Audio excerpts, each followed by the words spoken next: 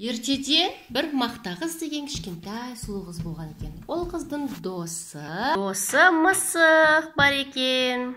Содан бір күні мақта қыз үй жинап жүреді. Үйді жинап, шаң сорып, шаң сүртіп жүріп, бір кезде мақта қыз бір күні ол мейіз тауып алады. Қанеки, мейіз тауып алыпты.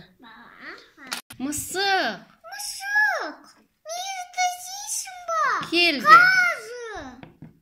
Одан мысық келмей қояды. Бір уақытта мақта қыз мейіз өзі жеп қояды. Мақта қыз ап деп жеп қойды. Мысық келеді. Мақта қыз, неге шақырдың мені? Мен шақырғанда? Келмедім. Айтшы, неге шақырдың мені? Айтпайым де. Айтпаса мен сүтінді төгіп тастаймын. Ой, бұл. Сөйтіп мақта қыз құйрығын жұлынып қалады. Егер де сен сүтімді алып келсең, құйрығынды тігіп беремін, қайтарамын дейді. Мысық жақсы деп сүт іздеуге кетеді. Кезде мысық келе жатып, сиырға барады. Сиыр, маған сүт берші. Жаным, мысық, сүтті алғың келсе, маған жапырақ әкеп берші, қарным ашып тұр. Жақсы дейді. Сөйтіп жүгіріп келіп, ағашқа келеді. Келі ғой ағашқа. Мысық не дейді ағашқа?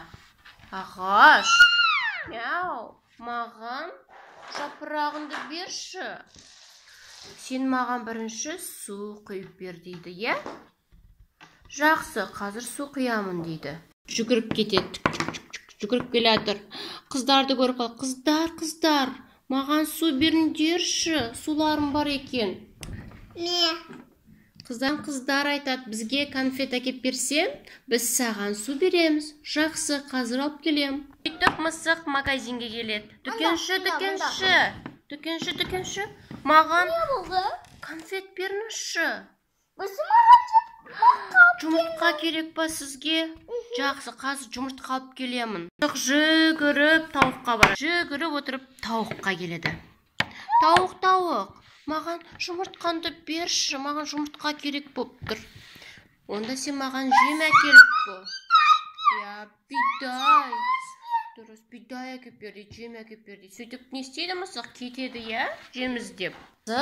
Мысық тышқанды көріп қалады, шап бере ұстап алады. Мысық айтады, тышқан, сен маған жем, бидай әкеп бер, мен сол кезде саған мүлдем тиіспейтін боламын. Тышқан кетіп қалады. Ол бір уақытта тәрелкеге салып, жем әкеп береді. О, қандай бидай! Рахмет саған! Өте рахмет! Қандай керемет бидай! Сөйтіп бидайды магазинге, дүкенге алып келеді.